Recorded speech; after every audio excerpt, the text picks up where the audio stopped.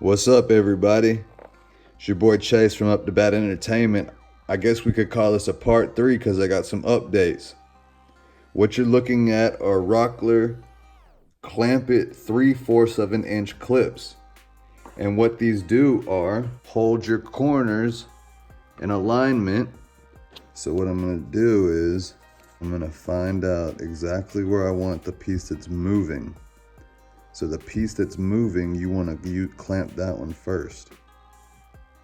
Once you clamp the moving piece, you can clamp the moving piece in place against the other one. And as you can see, that moving piece that was just moving all over the place is now clamped into place. And I did that with one hand while I was filming.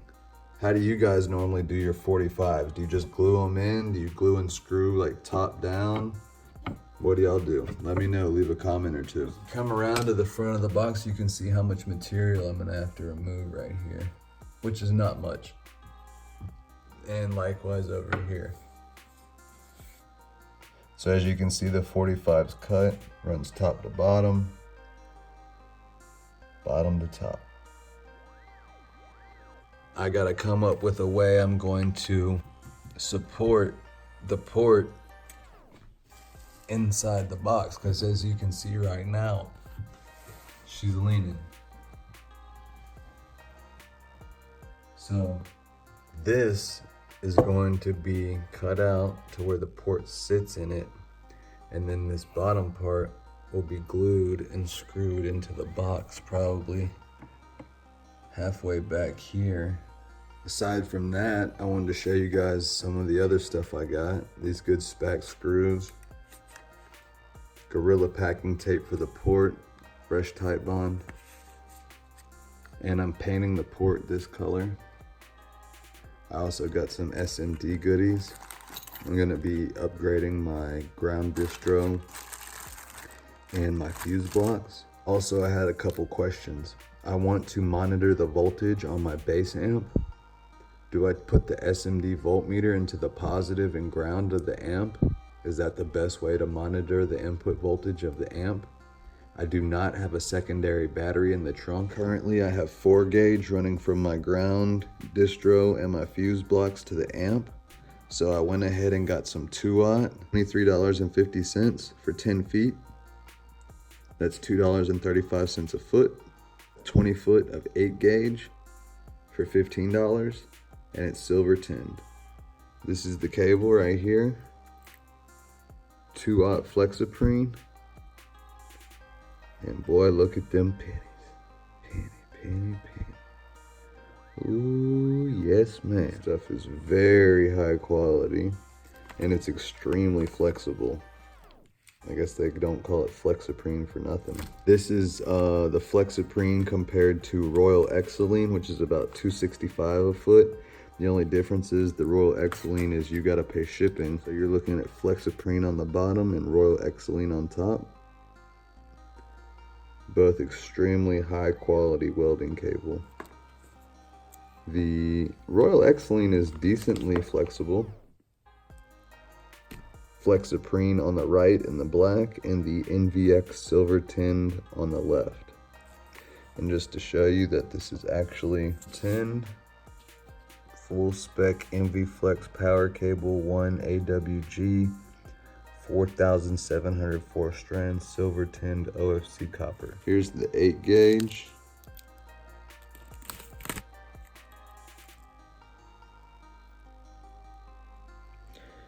Might not be full 8 gauge, might be 10, but hey, I'm just powering my subs. Heat shrink. This is 3/4 of an inch. I just realized it dwarfs this 2-aught. Is this still the correct size? I know once you heat it up, it shrinks, so. I swear I did research and I was told to do 3/4 of an inch, so that's why I got it.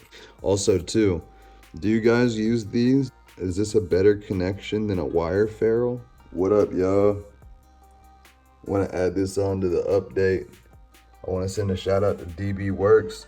Great prices on copper ring terminals, wire ferrules, fused relays, And not only do they have great prices, they have free shipping if you place an order over $20 or $25, I believe.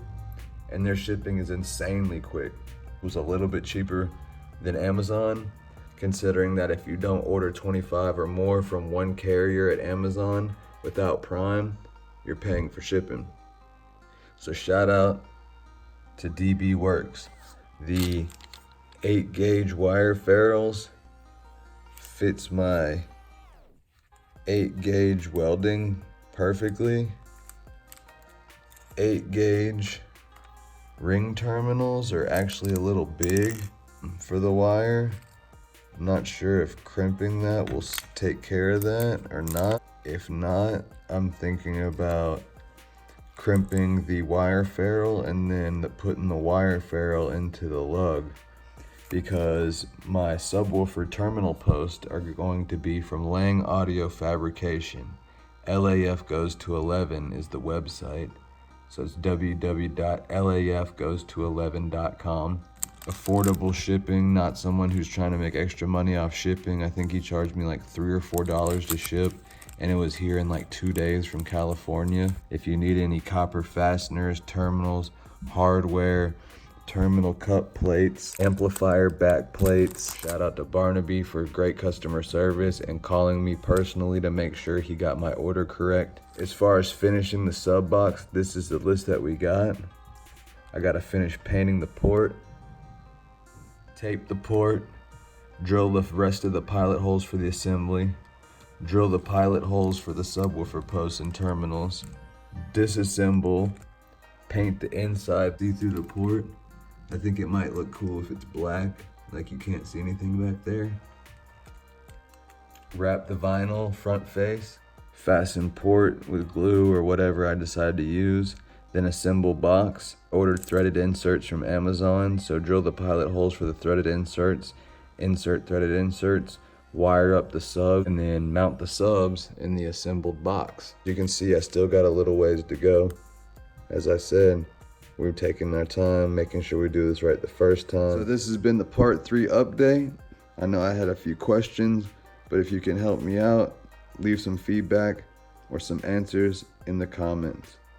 If you like what I'm doing, go ahead, subscribe, like the video. I got more content coming soon. Stay tuned for part 4.